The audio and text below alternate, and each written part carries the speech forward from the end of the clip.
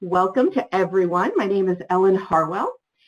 This is a webinar, Culturally Relevant Approaches to Preventing Suicide Among American Indian and Alaska Native Youth. This is sponsored by the Children's Safety Network.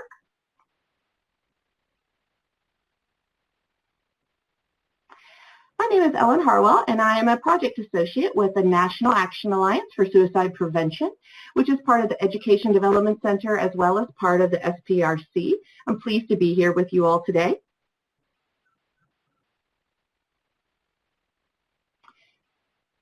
I want to give a quick reminder and a shout out to the funding sponsor. This project is supported by the Health Resources and Services Administration of the U.S. Department of Health and Human Services under the Child and Adolescent Injury and Violence Prevention Resource Center Cooperative Agreement for $5 million with 0% finance with non-governmental sources. This information or content and conclusions are those of the author and should not be construed as the official position or policy of, nor should any endorsements be inferred by the HRSA, HHS, or the U.S. government. Before we get to our speakers, Kate Sinclair has a few technical announcements. So I'll turn it over to Kate. Thanks, Ellen. All right, so if you can hear me right now, you've already noticed that audio is being broadcast through your computer speakers. The quality of the audio will be related to the quality of your internet connection. So if you're having trouble hearing, what you can do is you can call in on your phone line. Please make sure to mute your computer speakers. That number is 866-835-7973. It's also in our audio notes pod. You'll be muted for this webinar. If you have any questions throughout the presentation, please go ahead and use our Q&A pod, which is over on this side of our screen. You will be able to ask questions throughout the webinar, and we will be answering them near the end. If you look at the top of the screen, you'll be able to see that in our file share pods, you'll see today's slides for download. And this session is being recorded and will be posted on CSM's website. In addition, closed captioning is available today. So it's being provided by Caption First. To open the closed caption box, you'll see at the top of your screen a little CC and click Closed Show Captions. You can customize your pod, including where it is on your screen so it doesn't block the slides. You can adjust the text size and the color contrast. With that, Ellen, I'm going to hand it back over to you.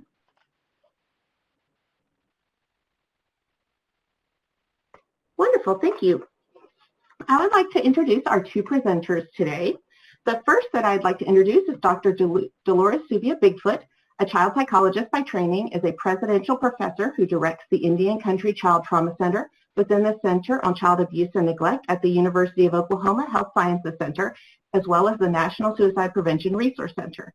Since 1994, she has directed Project Making Medicine, a clinical training program for mental health providers in the treatment of child maltreatment using culturally based techniques.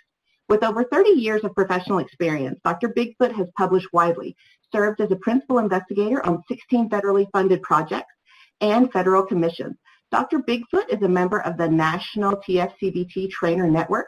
She is an enrolled member of the Caddo Nation of Oklahoma with affiliation to the Northern Cheyenne Tribe of Montana, where her children are enrolled as members.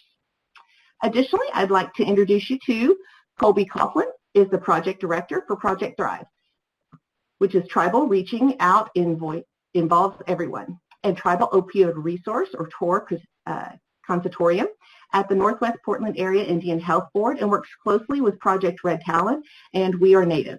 She oversees the SAMHSA Garrett Lee Smith Youth Suicide Prevention and TOR grants and the IHS Substance Abuse and Suicide Prevention grant at the board. Colbie provides suicide, substance use disorder prevention training and technical assistance to Northwest tribes.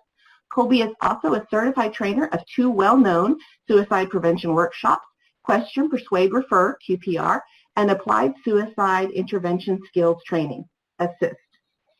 With that, we'll go ahead and get started, and I will turn it over to Dr. BigFoot for her presentation. Thank you. I appreciate the invitation, the opportunity to talk about suicide prevention and to talk about the Suicide Prevention Resource Center that here at the University of Oklahoma Health Sciences Center. I just want to let you know that the Suicide Prevention Resource Center is a one-stop source for information, and this is our website. We offer so many different things, and it has a significant number of resources, and we hope that you will view our website at www.sprc.org, and also sign up for some of our newsletters and other resources that we have. What we offer through SPRC is advancing the implementation of the National Strategy for Suicide Prevention. We are also supported by the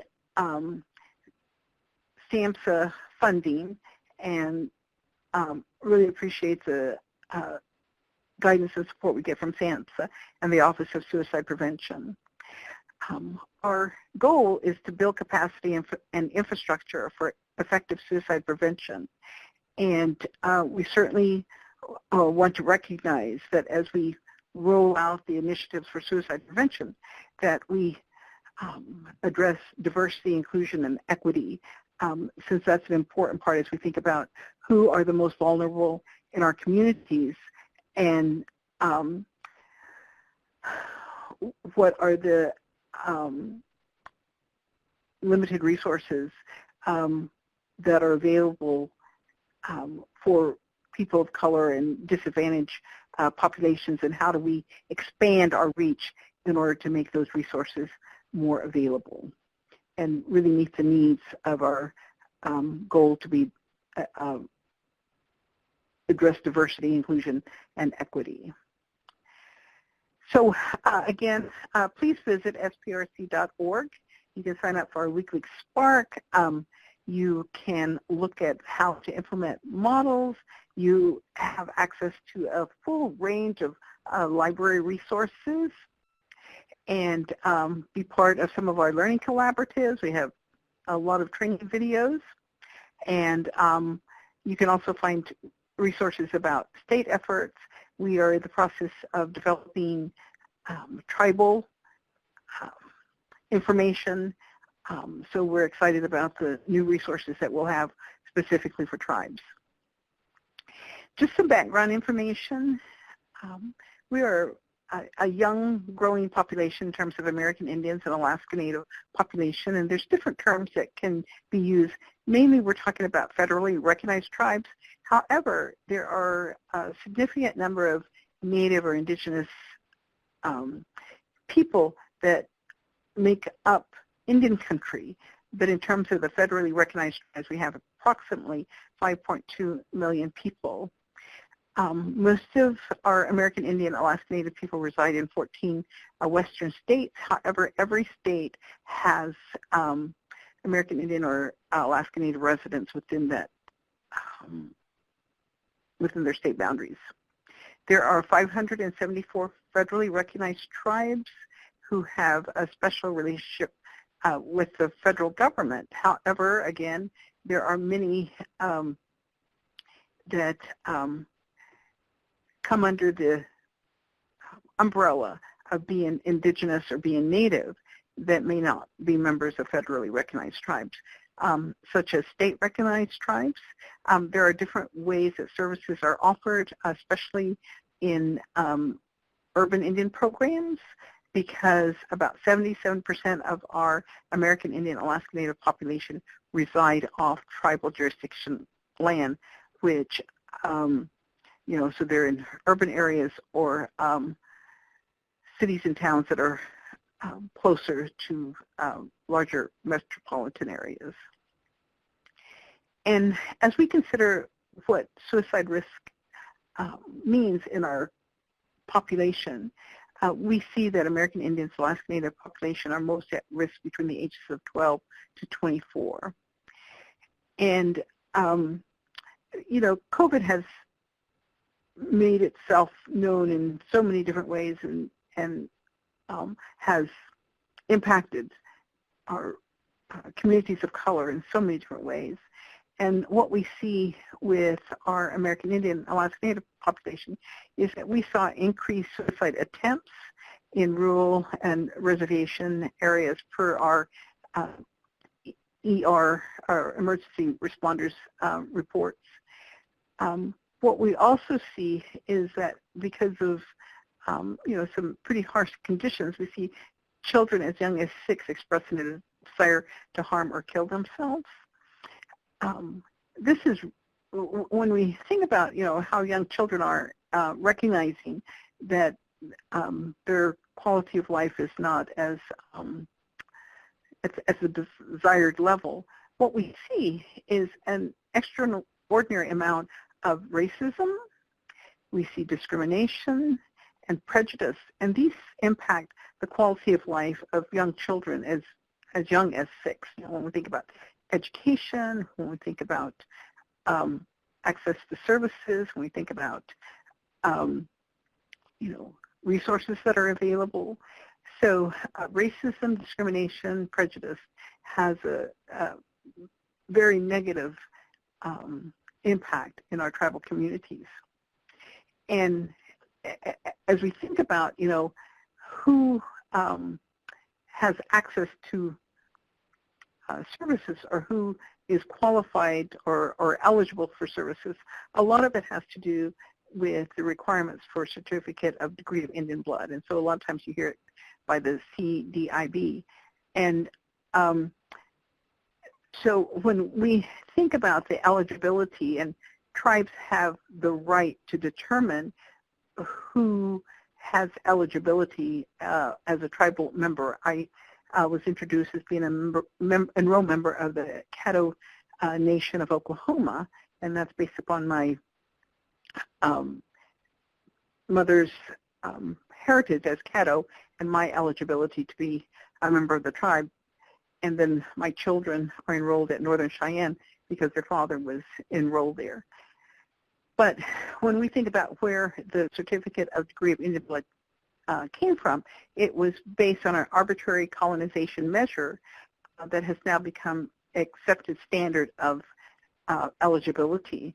And so there could be children that may be, have several different heritages, like Caddo, Cheyenne, Wichita, Kiowa, but not one tribe or not one measure would be sufficient to allow them to enroll in with a tribe. So this has really created conflict as to who is enrolled and who's eligible for enrollment and who is not enrolled. And so as we think about the sense of belonging, the sense of identity, the sense of connectiveness that's important for suicide prevention, that is the conflict we have as we think about our Native children and their sense of belonging, their sense of identity, their sense of connectiveness, and why the certificate for degree of Indian blood has created such a identity crisis and identity concern, and puts our children at risk.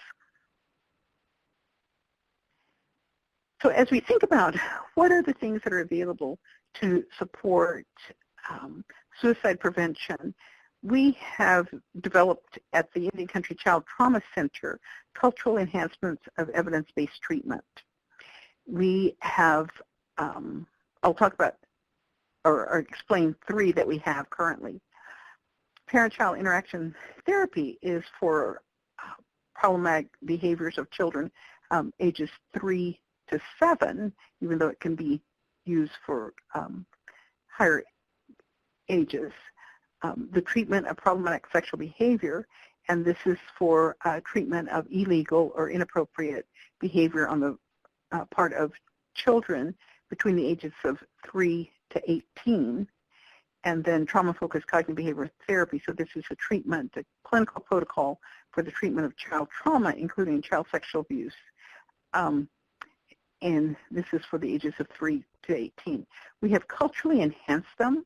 to honoring children making relatives for parent-child interaction therapy, honoring children in respectful ways for treatment of problematic sexual behavior, and honoring children mending the circle for trauma-focused cognitive behavioral therapy. And so I'm going to just give you a brief overview of our Honoring Children Mending the Circle, which is the treatment of child trauma, and to recognize that, as we think about suicide prevention, the impact of trauma creates that pathway toward thinking about suicide, thinking about self-harm, self-injury, and ending one's life. So how do we create, or how do we support the environment so that children and their families, because this is all of our treatment includes family members, that we can think about it in terms of perhaps the butterfly is proof that you can go through a great deal of darkness yet become something beautiful. And this is the goal of the treatment of child trauma. So what we have done is taken trauma-focused cognitive behavior therapy and enhanced it to honoring children mending the circle by looking in terms of cognitive. We think about the mental or intellectual part.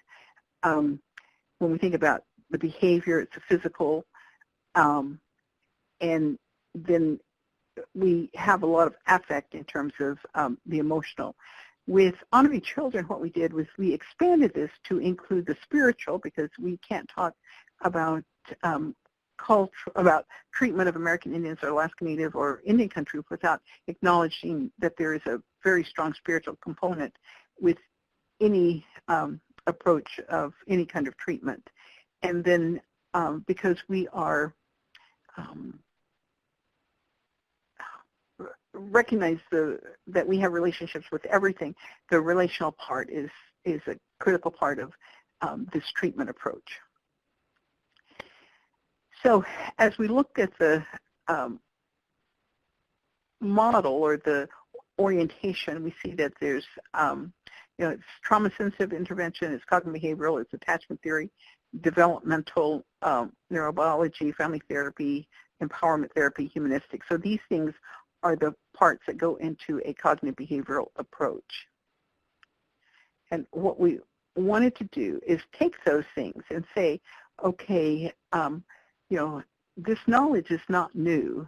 The format, the protocols, the understanding of how an intervention can be designed is new, but in terms of that knowledge is not new. So as we look at a cognitive behavioral principle, our indigenous knowledge has always had thinking, feeling, doing.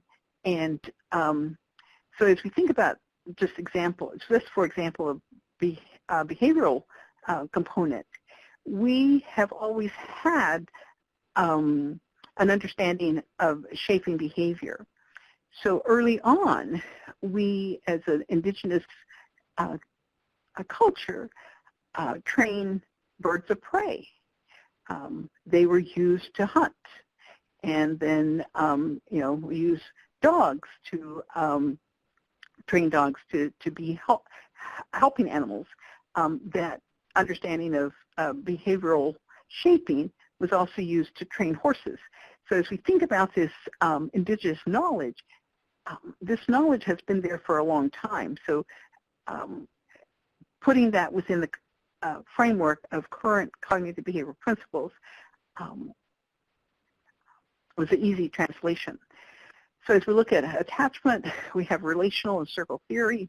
We look at humanistic. We've always had the understanding that we're all related not only to each other, but to the earth and the water, and those things that are around us.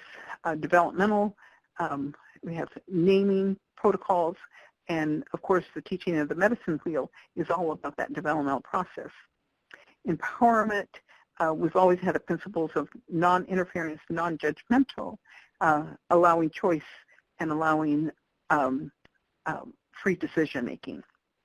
And the neurobiology, the Indigenous people have always had that mind, body, heart, spirit connection. We always knew that the earth was round, and we always recognized racial memories. And now we know that, with DNA, that those things can be transferred from one generation to the other. So like I said, the knowledge is not new. So how do we bring that into a context so that it makes sense and it's familiar to our Indigenous communities that need trauma-focused treatment? And so we have enhanced it in order to bring this protocol and make it more effective within our tribal communities.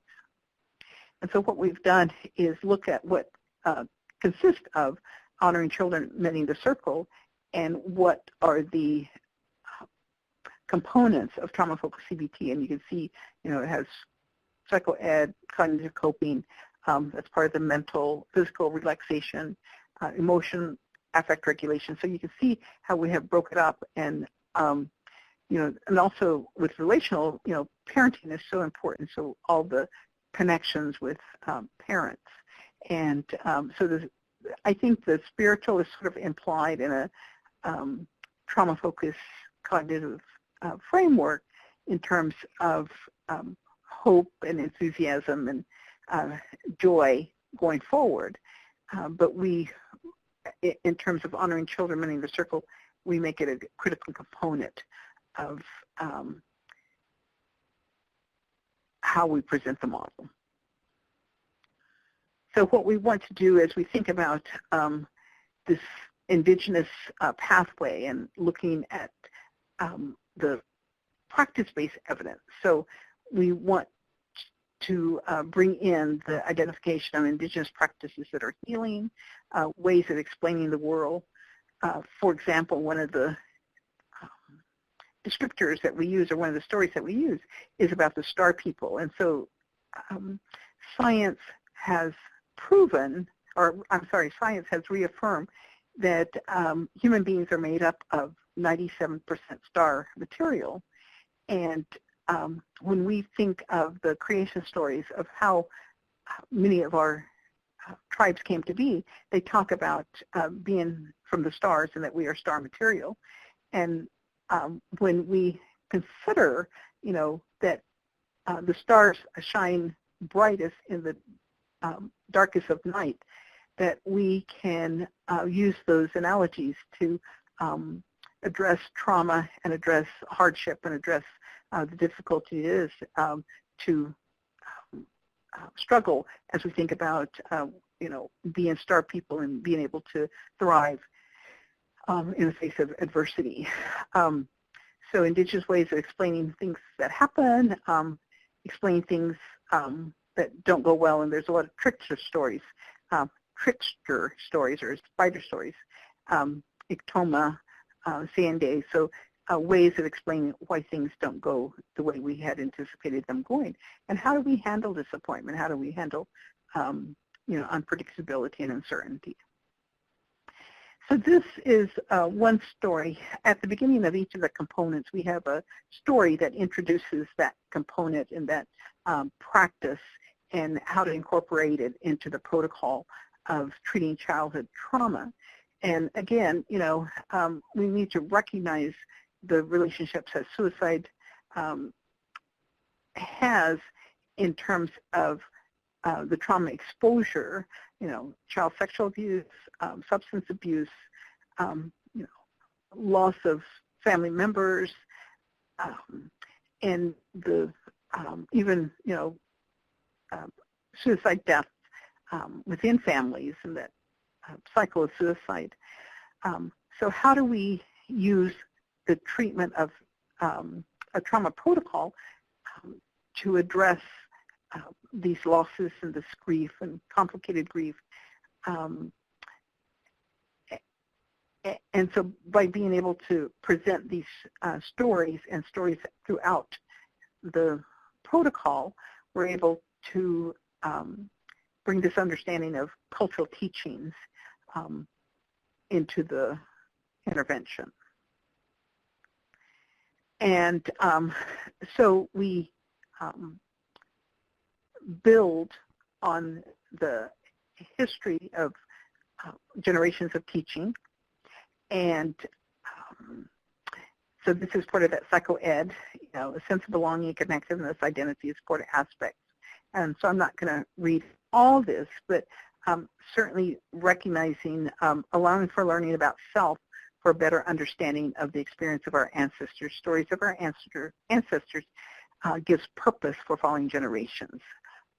So we want to build in what has happened in the past and how generations before were able to overcome adversity. And as part of the psycho-ed, it's really important to understand historical trauma, understand loss and grief. So this is just a very flat, one-dimensional, one slide that doesn't do justice to all the colonization, historical trauma, and disparities, but it gets our conversation started. And so there's more opportunities to explore this, but this is a conversation starter about colonization and historical trauma. And then recognizing how cultural teachings come to bear as we think about incorporating trauma-informed principles into a cognitive behavioral model. So what is trauma, the event? What is being informed, the knowledge or understanding? Care, the behaviors, policies, transition. And this is what, in terms of that cultural enhancement, this is what our cultural teachings bring into the discussion, is an understanding of transition, what was before to what is now. And we have a lot of different methods of having this transition. So for example, there's always, if an event starts, there's always a prayer, an offering. At the, if there's a drum group, there's always the first person that starts it out. So there's different ways of building transitions in, and when we think about the understanding of what trauma has done, and the change in a person's life. So how does that transition occur? So this is built into the intervention. So some of the teachings that we bring in is, discussions about problematic behaviors, can be anxiety-provoking, the need to shift from, toward a strength-based, cultural-based, non-judgmental understanding, a shift toward accountability and responsibility, so that we can better understand how self-regulation and self-discipline is built in. And so what we have within the cultural teachings is an understanding that ceremony was all about self-regulation and self-discipline. And that as we think about what ceremony did, it helped in prior generations of dealing with trauma. So if there was a event that was coming that was going to be testing a person's, well-being, then they use ceremony to prepare for it.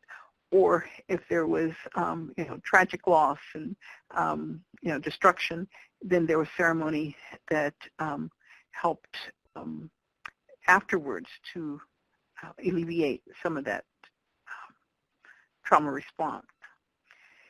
So as we think about, different aspects of how we incorporate cultural teachings, so for example, the story of the buffalo, it said, what did the buffalo do when they saw a storm? There's a bit of a story that goes with that.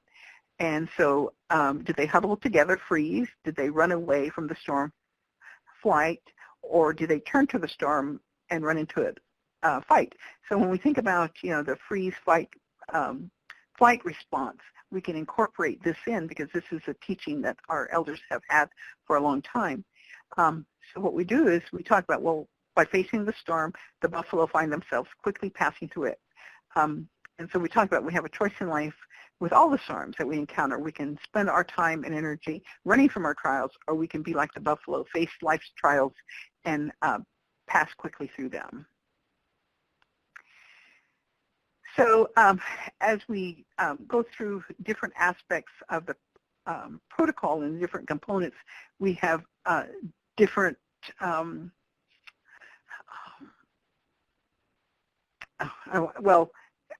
explanations that we're doing. So you're just getting a tidbit of what the content of the training is for clinicians. So for example, as we think about the spiritual part, what is wellness? How do we teach that? And what are some of the other aspects to be able to bring in that spiritual balance and to help instill an enthusiasm for life, a sense of hope, a willingness to meet new challenges. And as we support that with parents as this child is addressing their trauma, what we want to do is increase that sense of self-identity, self-worth, and self-knowledge. So this is one example of how we build in and help our clinicians learn how to use this model with the children and the families that they're working with.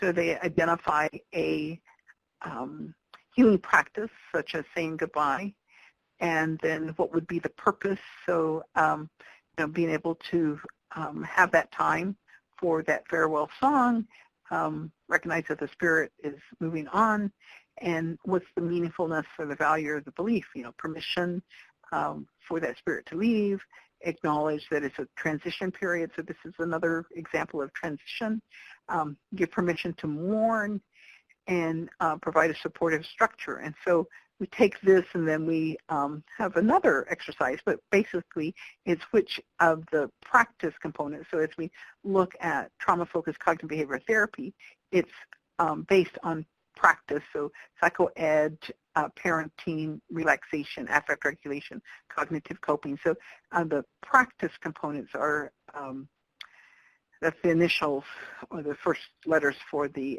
component. So how does that build into that? And so we're teaching clinicians how to use this model in this way. So I appreciate the opportunity to share this and recognize that there are a lot of interventions that we can offer our American Indian Alaska Native communities about suicide prevention and intervention, and to do it in a way that's culturally meaningful and to build on the teachings and the beliefs and what works within our tribal communities. Thank you very much. Thank you so much, Dr. BigFoot.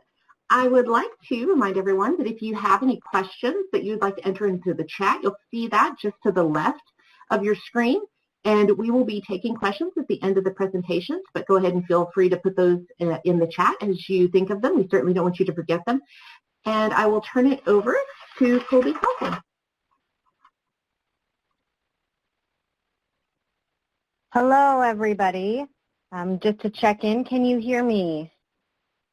Looks like it says yes, so thank you. Thanks for having me today. My name is Colbie Caughlan, and I work with the Northwest Portland Area Indian Health Board. And today I'm going to talk to you all about our project for suicide prevention at the Health Board. It's Project Thrive, and it stands for Tribal Health Reaching Out Involves Everyone. And what I like to do first, actually, is I'm going to show our slide of where, there's the button, of where we're located. So we are located right here in Portland, Oregon. I don't know if you can actually see my clicker, so it's just like in the middle on the left, it says Portland with our logo on it. And I also would like to read a land acknowledgement that we utilize with the Native American Student and Community Center, which sits at the Portland State University campus. They're just a block away from us, so we actually do a lot of our events when we're in person at the Native American Student and Community Center. And this land acknowledgement is important to me because it reminds me of, how we get to utilize our amazing resources that we have right now. And it reminds me that it's important to connect with the land and the people that have allowed us to be on this land. So Portland State University and the Northwest Portland Area Indian Health Board are located in the heart of downtown Portland, Oregon, in Multnomah County. Today we honor the indigenous people whose traditional and ancestral homelands we stand on, the Multnomah, Caslamet, Clackamas, Tumwater, Watlala bands of the Chinook, the Tualatin Kalapuya, and many other indigenous nations of the Columbia River. It is important to acknowledge the ancestors of this place and to recognize that we are here because of the sacrifices forced upon them. In remembering these communities, we honor their legacy, their lives, and their descendants. So I am speaking to you from Vancouver, Washington, so just over the Columbia River, north of Portland, Oregon. And the Northwest Portland Area Indian Health Board serves the 43 tribes in Washington, Oregon, and Idaho. That's why we have a 3-state region up here. And the Thrive Project is housed in the Northwest Tribal Epidemiology Center, which is part of the board. And we provide research, surveillance, capacity building assistance for our member tribes. Our mission is to assist Northwest tribes to improve, sorry, my screen just switched, there we go, is to improve the health and status and quality of life of member tribes and Indian people in their delivery of culturally appropriate and holistic health care. And the way that I try to do that most often is work with suicide prevention and opioid use disorder as well. So our Thrive Suicide Prevention Project works to reduce suicide rates among American Indian and Alaska Native people living in the Pacific Northwest. We try to increase tribal capacity to prevent suicides and ideation, and we really try to improve collaborations among not only our Northwest tribes, but with the state departments as well. So we try to work really closely with the state of Washington, Idaho, and Oregon, and also other tribal organizations around our area. We provide suicide prevention training, media materials. We develop those materials as well as disseminate them, and we provide technical assistance to our tribes for suicide prevention and mental health. We provide ASSIST training and QPR training. ASSIST stands for Applied Suicide Intervention Skills Training, and QPR is Question, Persuade, Refer. We've developed lots of social marketing and media prevention campaigns. I'll show you those in a couple of slides. So we try to make sure that folks know that it's okay to reach out for help, and it's okay to ask your friends how they're doing, and then ask them if together you can go and get some professional help, or maybe talk to an auntie, an uncle, or a trusted adult. We increase tribal capacity to prevent suicide using the Zero Suicide Model, Healing of the Canoe for a curriculum, and many other evidence-based or tribal best practices. We also host an annual American Indian Alaska Native Youth Conference in June. Usually we have 13 to 19-year-olds. Every once in a while we have a couple of 12-year-olds as well who really hang out with the teens in their tribal community. Most of our representatives that go to that have been from the tribes in Washington, Oregon, and Idaho. There's usually about 2/3 that attend, but then the other third we get folks from all across Indian country.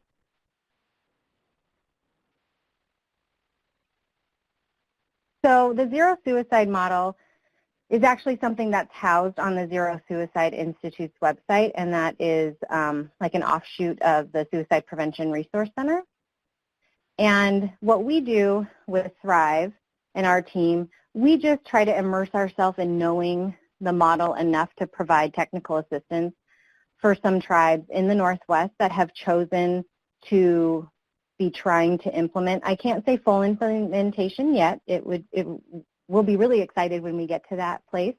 But in working on full implementation for Zero Suicide, we do have a few tribes in the Pacific Northwest that are working to get there. And we have one that's pretty far along in the model, and they've been using it since 2014. And then we have a handful of tribes that are really trying to implement the things that work really well for them at the moment. So working really hard to improve, update, and edit some policies and procedures and job descriptions so that when it's time to fully implement the zero suicide model, they also have the evidence to do so, and they have the policies and procedures written so that when they train staff on those policies and procedures, maybe around the care pathway. So if somebody identifies as suicidal, they get put on a suicide care pathway. Like, do people know how to walk a patient through that pathway? Do they know what it means to be on that pathway? And those are the kinds of things that we want to make sure are written down, set in stone kind of a thing, and get updated annually so that we don't have staff really just questioning, what should I do, where should I go, who do I talk to? We want to be able to have a confident staff on site at those clinics to make sure that they're able to walk a person through that care pathway in a really gentle and supportive manner. And we also want to make sure the staff feel supported while they're walking patients through the model. And that could take months and years. We all know that suicide is something that is not necessarily short-term. It could last a few months where you have ideation, or it could last a few years.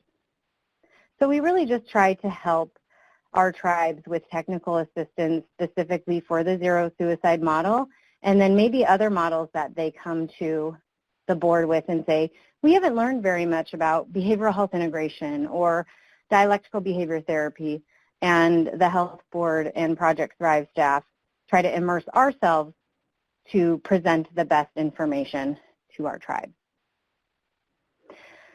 One of the exciting things that we're doing right now, or I think it's exciting, is we have a caring text message intervention. So you'll see some flyers or postcards on your left.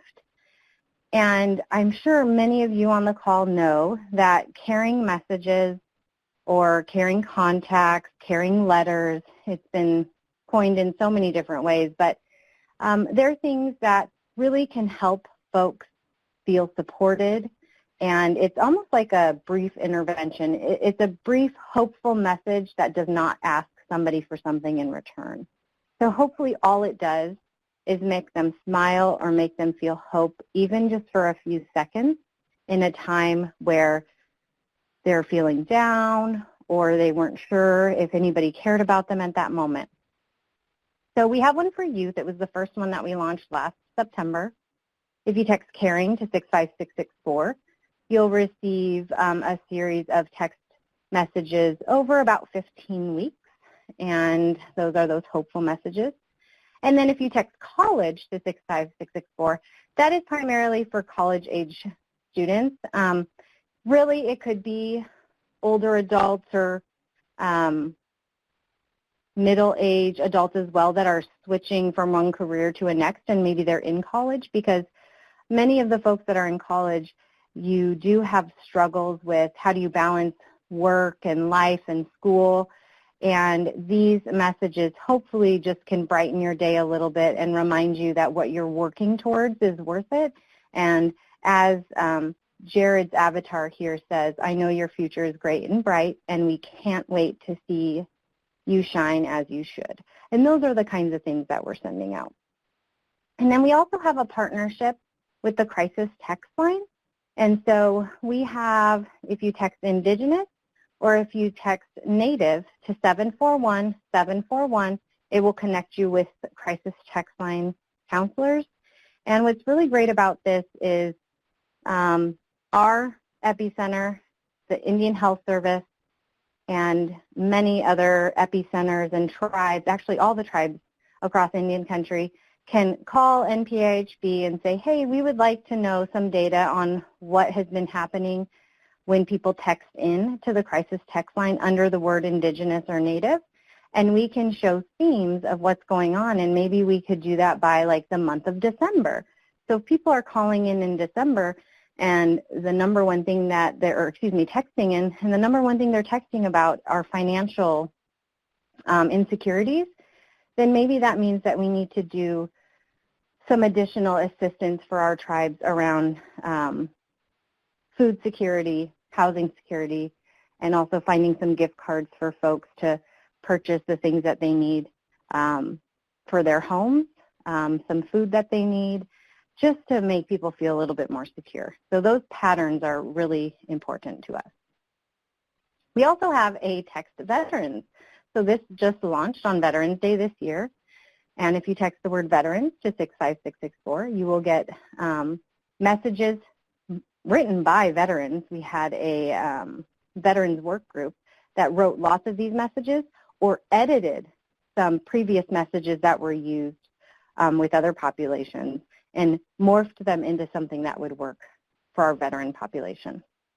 And then we also are developing, coming soon in July of 2022, dialing the 988 from any phone to get help if you are in a mental health emergency. And here are just some of those social marketing and media campaigns that I told you about earlier. So we have a We Are Connected campaign, and that is one that we're actually updating right now. So hopefully next May for Mental Health Awareness Month, we will have some new materials out for folks. We have an amazing Two-Spirit Loved and Accepted campaign, and this is for suicide prevention within the Two-Spirit LGBTQ communities. And then we also have one for our veterans. So you protected us, let us walk with you. And these are some postcards that you can write one of those caring message on and mail it to somebody as well. So we've had successes and we've had challenges, as most projects do. And working with our tribes has always been a success. We love doing that. We love talking with our tribes, being able to do site visits.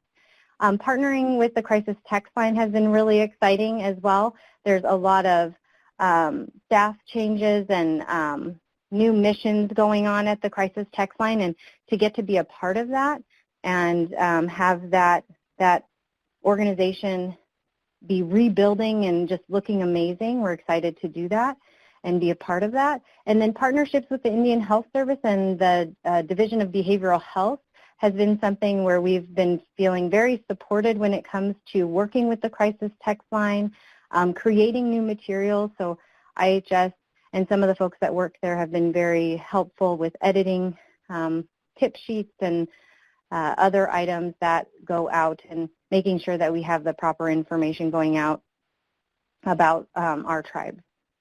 And our tribes also work with us to make sure that anything that is sent out through messaging or campaigning that is correct and up to date. We have a hard time sometimes being able to find time in everybody's day when you're working with 4 or 5 different partners to find the best day, so scheduling is always something that's difficult. Staff turnover as well at any of the organizations at the Fed level, at the state level, and at the tribal level as well. So just making sure we're in really great communication with folks so that we can actually get a new contact person. That's pretty important. And then also for the zero suicide model, it's such a big model that sometimes we have to remind folks what is it for. If there's staff turnover, we need to maybe do another orientation or training about what the zero suicide model is and why it is so important and how it could be useful within the clinic that we're talking to. And then obviously the pandemic has been something that has been a challenge. And then sometimes we're not sure if we should adapt to create a new curriculum or if we should develop it from the ground up. So we talk to the Northwest tribes about those things and really take our cues from the Northwest tribes. So future goals and objectives, we want to do more hybrid versions of trainings and activities for people. So we're hoping to bring a mindfulness and meditation virtual training and then in person eventually with an organization called IBME. And they do work with folks in academia and who write curriculum and who have worked with Native populations and are part of a Northwest tribe to be able to change up the curriculum for this mindfulness training and make sure that it's being done with an Indigenous lens. We want to expand our reach of the Crisis Text Line Partnership, launch the 988 campaigns and messaging, and then continue to partner with our tribes, with the state, with local partners and regional partners. And then we're going to continue updating our media materials. So some resources, and I think you guys can actually download the slides for today somewhere on your screen to download, and so that would be probably the best thing to do since I only have a minute. But some great resources to check out would be We Are Native. This is a photo of one of the slides for We Are Native, or one of the web pages. And then the healthynativeyouth.org webpage also. That is a website that is for educators that work with Native youth. And then the IndianCountryEcho.org website is amazing for substance use disorders and various echoes that are happening throughout Indian country. And then project staff, we have our principal investigator, Stephanie Craig-Rushing, myself, Colbie Caughlan. We have a new amazing project coordinator. Her name is Malia Wenzel. And then we have Roger Peterson, who works so much with our text messaging campaigns and graphic design and things like that. So if you have any questions or have ideas of what we could help do across Indian country, and especially with the Northwest tribes, please don't hesitate to email. And thank you so much for having me today.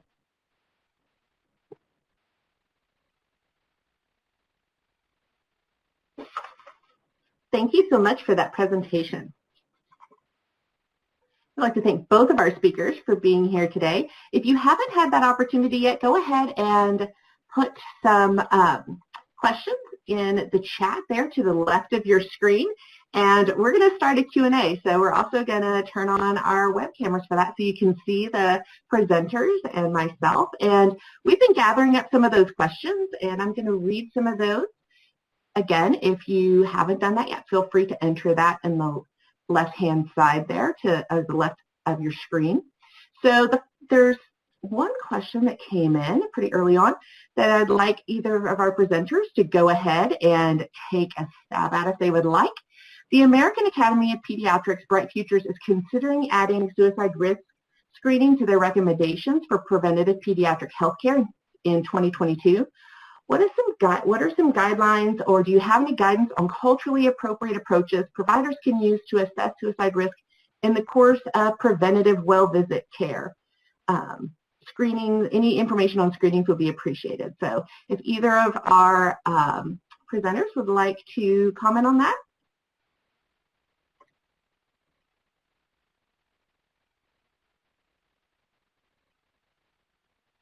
Can you hear me now? Hello? Yes, we can hear you. Thank you. So I started to talk and forgot to unmute. So for this one, I do want to leave it to Dee first. Something happened to come across my email about this relatively recently, so that's all that I would be talking about. But Dee, do you have any thoughts on this? I know you guys do screenings, trainings with SPRC.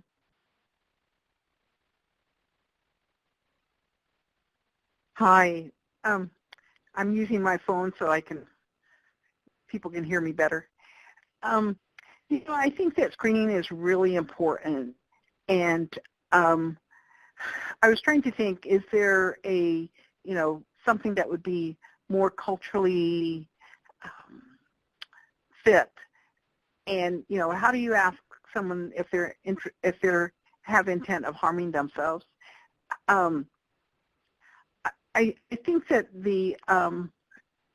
if you're familiar with the expert, they have a screening, brief intervention.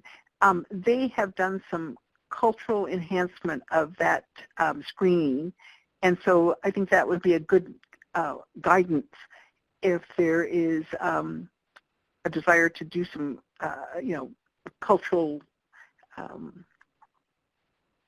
revamping, and so being able to have conversations about people who are thinking of harming themselves, I think is really critical. I think that when you look at like the information that Colbie just shared, a lot of that is about, being able to care for someone else and be concerned about someone else. I think that being straightforward about how you do that is probably the best approach, because people need to know that there are other people that are recognizing that they're in distress.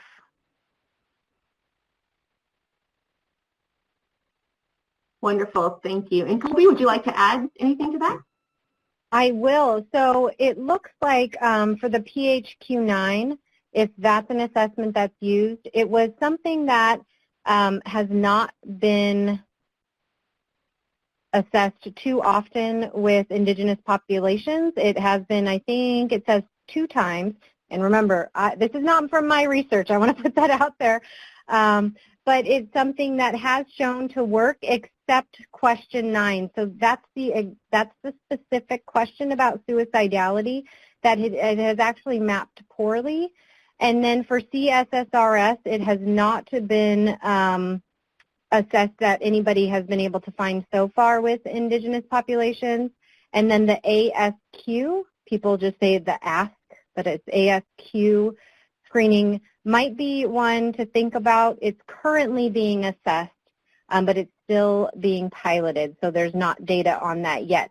But just so to look for those things, maybe PHQ-9 and the ASQ for now, and obviously CSSRS gets right to the point, which is important, like Dee said, so kind of weighing those options. Excellent, thank you. And I'm glad you mentioned data. We actually do have a question in the chat. We know that anytime we're looking at suicide prevention programs, it should be evidence-based and they should be data-driven. So we had a question: how can data sovereignty be used to inform suicide prevention programs? How might national surveillance be improved to support tribal-led suicide prevention programs? Would either of you like to speak on that?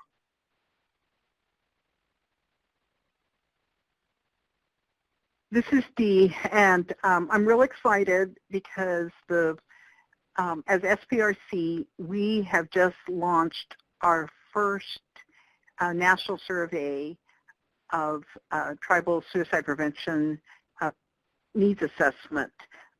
So if you are a tribal program and you did not receive our survey, then please contact us and let us know, because we'd love to send it out to you. And so this will be the first national survey of all 574 tribes, plus urban sites and other programs to assess what is happening in Indian country with suicide prevention. And so I think that, we don't have a lot of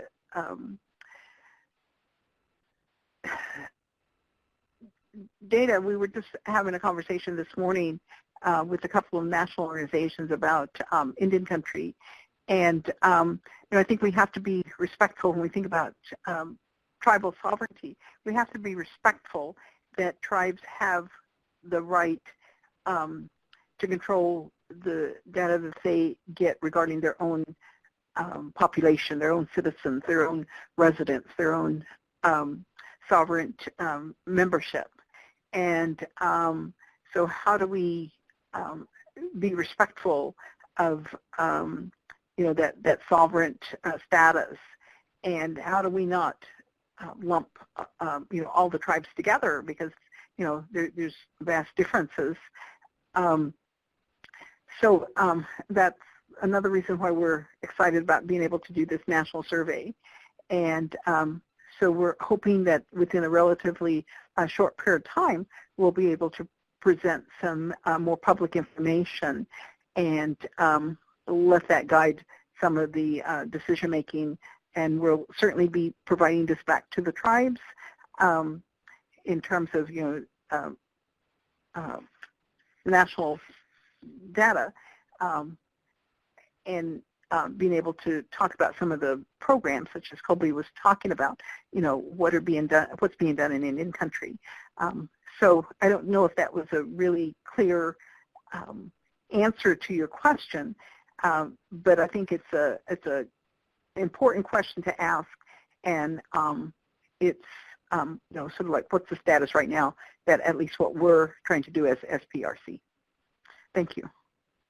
That is wonderful, and I would like to just mention that the Children's Safety Network is using all available data to improve programs and to use that information for data improvement. So I appreciate that. So I wish we could go through so many questions. Unfortunately, we just don't have that kind of time.